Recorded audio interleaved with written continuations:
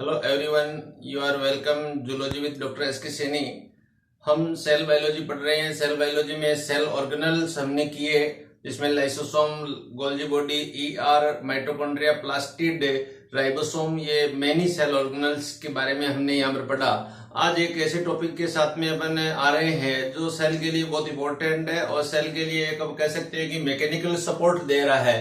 तो mechanical support, mechanical अंदर cell के अंदर है, एक स्केलेटन बना रहा है, तो इसे अपन कहेंगे साइटोस्केलेटन। तो आइए हम पढ़ते हैं साइटोस्केलेटन क्या है, कैसे अपन पढ़ेंगे।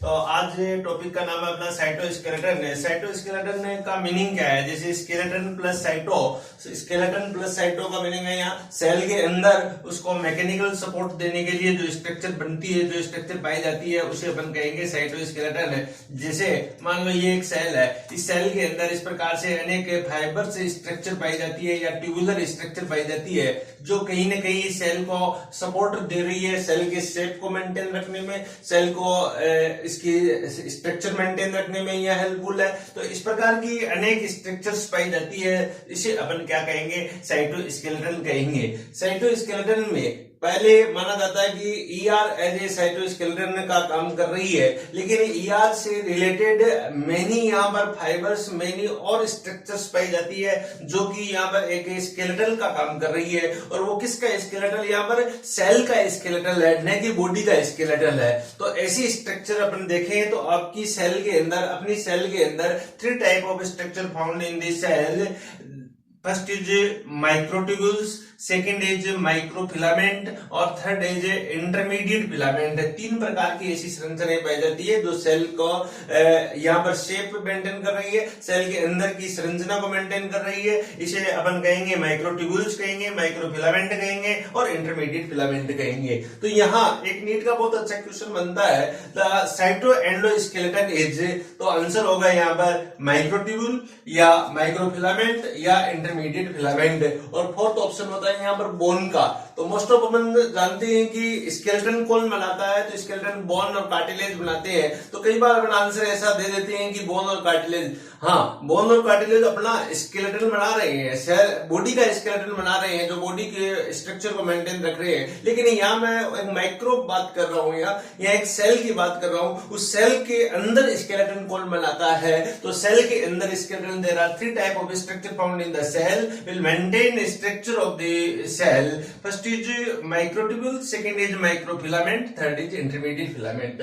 What is the difference between these structures, microtubules, microfilament, intermediate filament? किस प्रकार की एक ऐसी संरचनाएं होती है? तो सेल के अंदर जनरली अपन बात करें यहाँ, तो मान लो ये कोई किसी प्रकार की एक सेल है, इसके अंदर ट्यूब्यूल किस प्रकार से होती है? तो ट्यूब्यूल है वो यहाँ पर पाई जाती है सेल के अंदर, या किसी प्रकार की अपन सेल ले, इस प्रकार से मान लो ये एक सेल है जिसके साथ में यहाँ पर एक क्यूबोइडल टाइप की एक सेल है। इस सेल के अंदर यहाँ पर एक न्यूक्लियस है। तो अपन माइक्रोट्यूब्यूल्स की बात करें तो इसके अंदर इस टाइप की अनेक छोटे छोटे ट्यूब्यूल लाइक स्ट्रक्चर पाई जाती है। इस सेल के अंदर इस टाइप की जो स्ट्रक्चर पाई जाती है, ऐसी स्ट्रक्चर को अपन क्या कहेंगे? माइक्रोट्यूब्यूल्स के नाम से जानेंगे। तो सेल के अंदर जो ट्यूब्यूल रूपी स्ट्रक्चर, जो नलिका रूपी स्ट्रक्चर पाई जाती है, ऐसी स्ट्रक्चर को अपन माइक्रोट्यूब्यूल कहेंगे। दूसरे प्रकार की स्ट्रक्चर जो माइक्रोफिलामेंट है, कोई भी मान लो यहाँ पर सेल है, यही सेल मान लो, यही सेल है यहाँ पर, इस सेल का अपन देखें तो इसके अंदर है, इसका न्यूक्लियस है, ये न्यूक्लियस के चारों तरफ यहाँ पर इस प्रकार से फाइबर्स स्ट्रक्चर पाई जाती है और फिलामेंटस के रूप में यहाँ पर उपस्थित है। तो एक यहाँ पर बंडल, फाइबर के बंडल यहाँ पर उपस्थित है। तो इस प्रकार की स्ट्रक्चर को अपन क्या कहेंगे? माइक्रो फिलामेंट कहेंगे। इस प्रकार की स्ट्रक्चर को अपन माइक्रोट्यूब्यूल्स के नाम से जानते हैं। इसी प्रकार इंटरमीडिएट फिलामेंट की बात करें तो फिर यहाँ पर मैं इसी प्रकार की सेल की यहाँ पर बात करूं, यहाँ एक सेल यहाँ बनाई, ये कोई सेल है, ये न्यूक्लियस है। तो इसके अंदर इस प्रकार के एक नेट रूपी स्ट्रक्चर जो है यहाँ पाई जाती है और न्यूक्लियस को चारों तरफ से एक बास्केट के रूप में सराउंडेड किए हुए रखती है, जो न्यूक्लियस को फिक्स करके रखती है। जैसे एक किसी स्पेरो का घोंसला होता है, उसके अंदर स्पेरो रहती है, स्पेरो के एग रहते हैं, जिसे अपन न्यूक्लियस मान सकते हैं, जिसके चारों तरफ एक घास का, जो ग्रास का या एक झुंड बना रहता है। तो इस टाइप का एक झुंड न्यूक्लियस के चारों तरफ उपस्थित रहता है, जो इंटरमीडिएट फिलामेंट का होता है। तो इस प्रकार से ये तीनों स्ट्रक्चर है, इसे स्ट्रक्चर को अपन इंटरमीडिएट फिलामेंट के नाम से जानते हैं। तो ये तीनों प्रकार की संरचनाएं कहीं ना कहीं यहाँ सेल के अंदर उपस्थित होकर और इसको स्केलेटन के रूप दे रही है। और एक्चुअल में ये संरचना इसके अंदर तो दे रही है, लेकिन साथ में क्या कर रही है, इसके अंदर ही अंदर सेल के अंदर विभिन्न पदार्थों के ट्रांसपोर्टेशन में ये क्या है, सहायक है। जैसे मान लो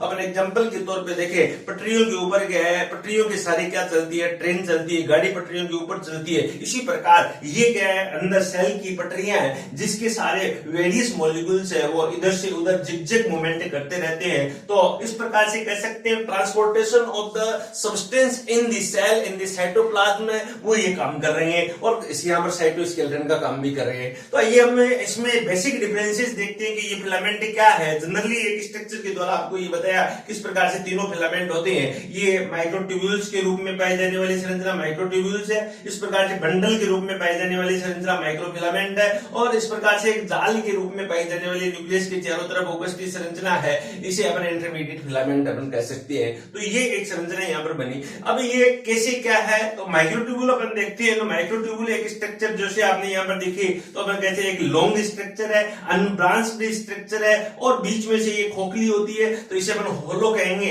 तो microtubules is a long unbranched hollow semi microscopic and cylindrical structure. यहाँ पर बात करेंगे ये सेमी माइक्रोस्कोपिक, इसे कुछ नलिकाओं को अपन आंखों से भी देख सकते हैं, कुछ थिन नलिकाओं को अपन है वो माइक्रोस्कोप की सहायता से अपन देख सकते हैं, इसलिए अपन कहते हैं इसे सेमी माइक्रोस्कोपिक स्ट्रक्चर है, कह सकते हैं इसे। ये it is found in all eukaryotic cytoplasm and also found in basal body of the cilia and flagella and also found in centriole sensory hair and chromosome fibres है। इसके अंदर ये संरचना यहाँ स्पेशली सेल में पाई जाती है। यहाँ ऐसी स्ट्रक्चर, ऐसी ट्यूबुलर स्ट्रक्चर है जिसकी लेंथ अनिश्चित होती है, कि हर ट्यूबुल की लेंथ है कोई निश्चित नहीं है, कुछ लंबी हो सकती है तो कुछ छोटी हो सकती है। तो इस प्रकार से ये एक ट्यूबुल छोटी ट्यूबुल है, एक लॉन्ग ट्यूबुल है, तो डिफरेंट लेंथ हो सकती है, लेकिन इसका डायमीटर, इसका व्यास है 25 नैनोमीटर के रूप में इसका व्यास पाया जाता है। तो इस प्रकार से अपन कह सकते हैं ये माइक्रोट्यूबुल उपस्थित होती है।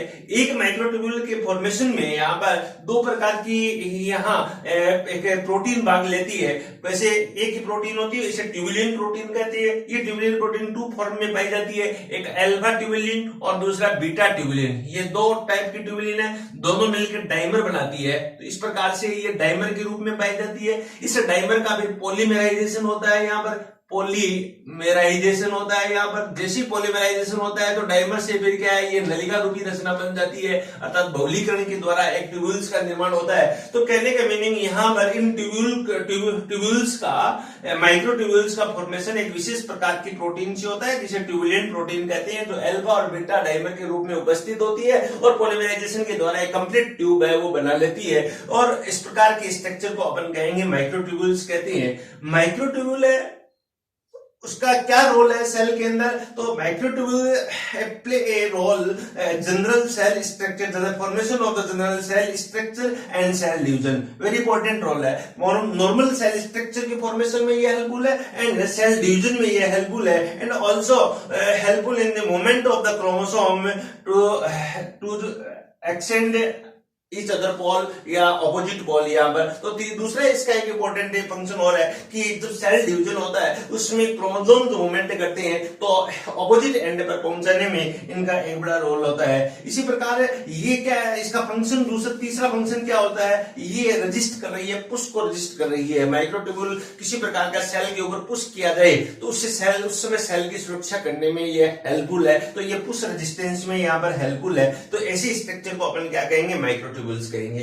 इसके बाद में आते हैं, आइए हम देखते हैं कि माइक्रोफिलामेंट की स्ट्रक्चर क्या होती है, कैसे होते हैं माइक्रोफिलामेंट है। तो जनरली मैंने कहा माइक्रोफिलामेंट एक बंडल के रूप में पाए जाते हैं, स्पेशली इसकी स्टडी को मसल्स सेल के अंदर करते हैं। मसल्स सेल के अंदर ये फिलामेंट है, इस टाइप से ये बंडल के रूप में, इस टाइप के बंडल के रूप में यहाँ पर उपस्थित होते हैं। ऐसे बंडल को अपन कहेंगे माइक्रोफिलामेंट कहेंगे, जिसके छोटी छोटी इकाइयों से बने रहते हैं। ये फिलामेंट भी, ये फिलामेंट या microfilament as a long unbranched narrow ultra microscopic polymer structure के रूप में पाई जाती हैं। तो ये यहाँ पर लॉन्ग होती है, अनब्रांच्ड होती है, नेरो होती है और अल्ट्रा माइक्रोस्कोपिक होती है। सामान्य अपनी आंखों से नेक्ड आई से दिखाई नहीं देती है। और इसका फॉर्मेशन कैसे होता है फिलामेंट का? It is made by A polymer actin protein. तो यहाँ पर स्पेशली जो प्रोटीन पाई जाती है उस प्रोटीन को अपन कहते हैं एक्टिन प्रोटीन है। एक्टिन प्रोटीन से बनते हैं। एक्टिन प्रोटीन का पॉलीमराइजेशन होता है और जिससे उन पॉलीमराइजेशन से एक कोइल्ड स्ट्रक्चर बनती है फाइबर के रूप में। ऐसे फाइबर को अपन माइक्रोफिलामेंट कहते हैं, जो एक कॉन्ट्रैक्टाइल यूनिट के रूप में पाई जाती है और कनेक्ट रहती है मायोसिन के साथ में।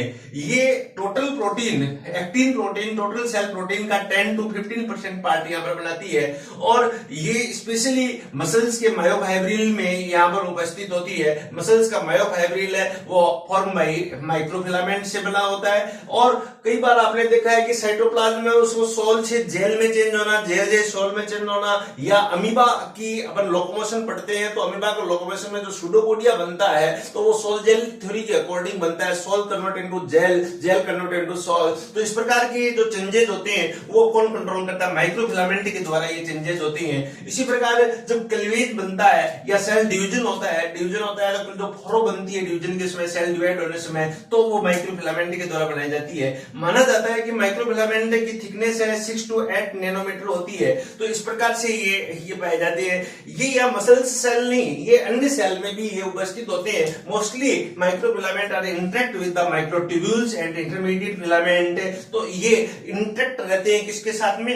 यहाँ पर इंटरमीडिएट फिलामेंट और माइक्रोट्यूब्यूल्स के साथ में इंटरेक्ट करते हुए पाए जाते हैं और रजिस्ट करते हैं पुल को। जब सेल को पुल किया जाता है तो उस समय सेल को रजिस्ट करने में ये हेल्पफुल है। तो यहाँ माइक्रोट्यूब्यूल मैंने कहा पुश में रेजिस्टेंस कर रही है और ये पुल करते हैं तो सेल की शेप मेंटेन रहती है, तो उस समय रेजिस्टेंस करने का काम कर रही है। तो ऐसी स्ट्रक्चर को अपन कहते हैं माइक्रोफिलामेंट, जो एक बंडल के रूप में पाई जाती है। इसी प्रकार तीसरी स्ट्रक्चर है इंटरमीडिएट फिलामेंट है, जो एक वेरी इंपॉर्टेंट स्ट्रक्चर है जो एक साइटोस्केलेटन बना रही है। तो इंटरमीडिएट फिलामेंट अपन देखें तो एक मैंने कहा कि एक बर्ड्स का जो नेस्ट होता है उस नेस्ट जैसी स्ट्रक्चर यहाँ पर पाई जाती है। ये एक सॉलिड होती है, अनब्रांच्ड फाइबर होती हैं और रैप लाइक बंडल बनाते हैं, रोप लाइक बंडल। रोप पे एक रस्सी का जैसे एक बंडल बना रहता है, इस प्रकार गोल बंडल बना के रखते हैं। इस प्रकार की स्ट्रक्चर पाई जाती है और इसकी थिकनेस है वो 10 नैनोमीटर यहाँ पर एनएम इसकी थिकनेस होती है। इन यूकेरियोटिक सेल होती है। Most of intermediate filament form by many type of protein like keratin protein, lamin protein, desmin protein, plakin protein, plectin protein, many types of protein found in the intermediate filament and different intermediate filament are formed by the different type of protein. Mostly keratin protein आप देखते हैं कि अपने hair है वो किससे बनते हैं? केराटिन प्रोटीन से बनते हैं। लुमिन प्रोटीन है न्यूक्लियस के चारों तरफ, ये जैसे न्यूक्लियस है, इस न्यूक्लियस के चारों तरफ इस प्रकार से ये प्रोटीन से बने हुए फिलामेंट पाए जाते हैं जो एक कैसे बनाते हैं जैसे कोई नेस्ट बना रहे हैं। तो इस प्रकार की प्रोटीन को अपन लुमिन प्रोटीन कहते हैं। ऐसे डेस्मिन प्रोटीन या प्लेकिन प्रोटीन या प्लेक्टिन प्रोटीन पाई जाती है जो यहाँ अपने शेप को सेल शेप के मेंटेन में सहायक होती है। इस प्रकार की जो फिलामेंट है और क्या फंक्शन करते हैं? तो they provide mechanical stability of the cell. यहाँ पर ये सेल को स्टेबिलिटी दे रहे हैं। Mechanical stability of the cell provide by the intermediate filament and form a basket like structure around the nucleus. Nucleus को प्रोटेक्शन देने के लिए इसके चारों तरफ क्या होती है? एक बास्केट लाइक स्ट्रक्चर बनती है, वो इसी प्रकार के फिलामेंट के द्वारा बनाई जाती है। और ये क्या करते हैं सेल के अंदर? इसका फंक्शन क्या होता है? इसका फंक्शन यहाँ स्केलेटन तो बनाना ही बनाना है, इसके साथ में सेल को जो पुल किया जाता है तो उसमें सेल डिस्टर्ब नहीं हो तो उसमें रजिस्ट करने का काम कर रही है। तो कहने का मीनिंग यहाँ देखिए कि माइक्रोफिलामेंट और इंटरमीडिएट फिलामेंट दोनों पुल से रेजिस्टेंस कर रहे हैं और जबकि यहाँ पर माइक्रोट्यूबुल है वो पुश से रजिस्ट कर रही है सेल को यहाँ। तो इस प्रकार से ये एक स्केलेटल जो सेल के अंदर है सेल की सुरक्षा भी कर रही है, साथ में सेल का स्केलेटल भी बना रही है, मैकेनिकल सपोर्ट भी दे रही है और सेल के अंदर वेरियस सब्सटेंसेज है उन सब्सटेंसेज के इंटर चेंजेज करने में यहाँ पर हेल्पफुल है, जिनके सारे अनेक पदार्थ अनेक प्रकार के पदार्थ है वो यहाँ पर वो एक दूसरे से एक स्थान से दूसरे स्थान पर one place to another place है वो यहाँ मूवमेंट करने में हेल्पफुल है। है, तो इस प्रकार की स्ट्रक्चर यहाँ पर उपस्थित होती है। तो मैं जहां तक समझता हूँ एक छोटा सा इंपॉर्टेंट टॉपिक है, और स्पेशली नीट के अंदर इस प्रकार के टॉपिक से क्वेश्चन पूछ लेते हैं। कई बार बच्चे इसी टॉपिक को छोड़ देते हैं और क्वेश्चन रॉन्ग हो जाता है। तो इस बार एम्स के अंदर इसके क्वेश्चन पूछा था और पूछते रहते हैं, और 2020 के अंदर या 2020 के अंदर इसकी पूरी पॉसिबिलिटी बनती है। तो मैं देखता हूं कि इसको टॉपिक को आप एक बार दो बार पढ़ें और ज्यादा से ज्यादा सब्सक्राइब करें, ताकि आपके साथ में नई वीडियो की अपडेट आती रहे, और इसको और अपने फ्रेंड्स के साथ में भेजें, जिससे और अच्छा वीडियो है वो आपको मिलता रहे और नीट 2020 में आपका चयन है वो सुनिश्चित हो सके। तो थैंक यू वेरी मच, और आगे इसको पढ़ते रहिए।